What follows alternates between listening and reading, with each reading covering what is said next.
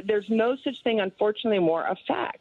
And so Mr. Trump's tweet amongst a certain crowd, a large part of the population, are truth. What? What? You say you wanna try, but you never do. Sugar, there's a reason why we lose. You say you wanna cry, but you never do. Sugar, there's a reason why we lose. Hey guys, Nathan Brandon Masters, Breakfast Club Wednesdays, and if you guys were here Sunday, you saw Zzzgiantawake's video, and I am so glad that he tackled that issue because that very statement was annoying as hell to me. And I'll have links in the description where you can see, if you missed this conversation, where it all originated from. That statement is particularly annoying because all my life I tend to be a problem solver. And that's kind of a thing with me. If you want, even in college, there was a thing, people had problems. They'd say, hey, Nate, what do you think about this problem? And I would give them some type of, at least try my best to give them a solution that made sense. Now, the issue I have with the statement is, to solve problems, you have to have facts. You can't just decide one day, hey, this is what I think, and therefore that's what it is. We understand. Everybody watching this probably understands that the ideal of perception being reality, but that statement means to the person what they perceive to be reality is reality. The thing about that statement is that always came with the idea that there are things that are factual, but that person may not perceive them. Are we now to work under the idea that perception really is reality? Are we now to say, well, if this person thinks that, then that's how we will operate? And that seems to be like a thing coming from both sides. And it's like, no matter how bad Hillary or Trump was, it really didn't matter to the people who were going to vote for them, because people had already picked their side and said, this is who we're going to vote for. And if you, in any way, shape, or form, variated from that side, if you said, hey, I don't like any of these people, they would tear you a new one because you're not doing what I want you to do.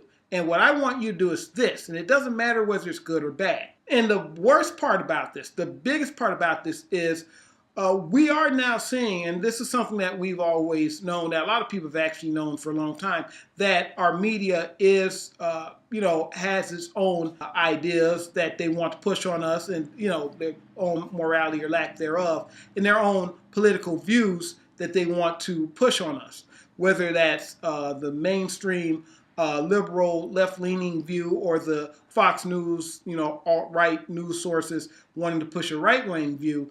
And here's something that I should point out. You notice there are no real news stations anymore.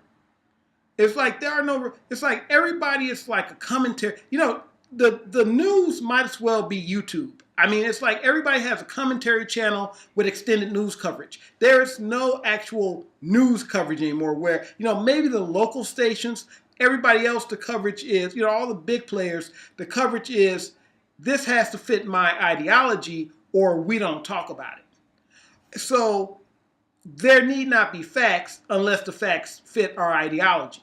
So if the facts don't fit the ideology, then they're suddenly non-existent. The biggest problem with this statement is that we can't say, well, this is the solution, because we understand these facts to be true.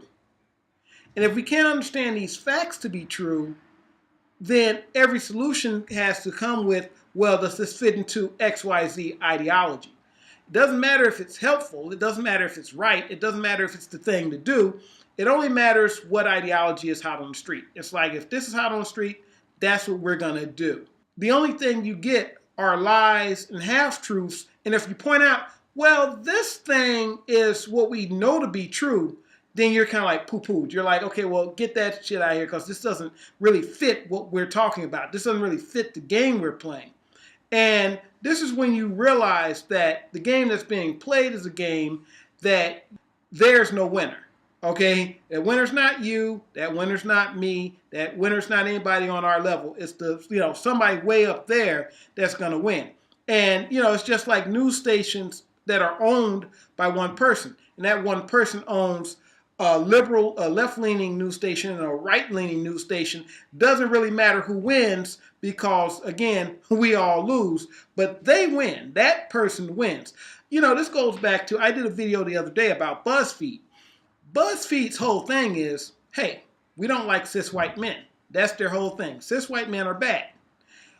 Except for the fact that BuzzFeed is owned and operated by cis white men. The people at the top are cis white men who get money from pandering and at the same time trolling in the same videos. Because you have to stop and look at those videos and go, are these people really this stupid? Now, I was saying that particularly about the manspreading video. At some point, now BuzzFeed actually does manage to do some halfway decent videos. And actually some of their narrative content is kind of like, oh, wow, you got some people that really know what they're doing. But when it comes to like actual, the crap pandering content that they put out consistently, they put it out because they know two things. There's a group that's going to pander to, and that group will come and, thumbs the video up. There's a group that it trolls. That group will come and thumb the video down. And, with the way YouTube's algorithm is going right now, that can do nothing for them but skyrocket their videos straight to the top because they're trolling while pandering. It's the craziest thing. But that's how they make money. And here's one of the things that they do that I noticed is that they never actually bother really trying to figure anything out. Particularly in the manspreading video, they created a narrative. And the narrative was, men are just evil people who like to spread their legs or take up as much space as possible, and they never ever have a reason for doing it. That was their narrative. They didn't have to have facts. They didn't have to have anything like that. They didn't have to question the guy as to why they do it. They said, this is the narrative we're setting up, and this is what we're going to do to do something about it, or this is going to be our take on it. And what you're going to see is you're going to see a lot more of that in society. You're going to see a lot more of the ideal of this. Well, hell, look at just this year and the past few years. You heard a lot of narratives. You heard a lot of this is what's going on. This is what we're telling you is happening. It doesn't have to be happening. It doesn't have to be true. But this is what it is. This is the narrative we're going with because this is the narrative that is more profitable. So what's happening here is you're seeing that it's not only there's no such thing as facts, but facts in themselves are not profitable. If we put facts out there, people might not watch our channel. If we put a narrative out there, because that's what sells, generally narrative content, if we put a narrative out there, you'll keep watching our channel or maybe multiple channels to hear this narrative or what comes of this narrative, and everybody's going to flock to the channel giving you the best version of the narrative or giving you the version of the narrative that you prefer. And that way, everybody makes money except the people at the bottom who are just pawns in the game, people at top making a lot of money off of bullshit that they're peddling to people at the bottom.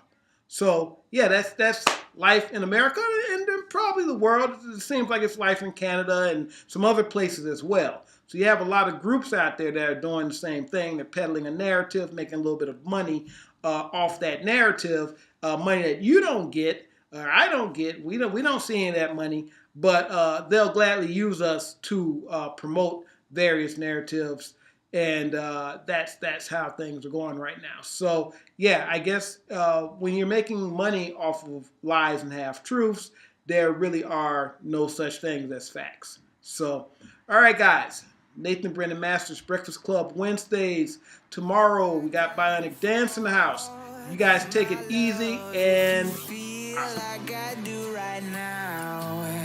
Don't say you're on the run to the other side, my love. You say you wanna try.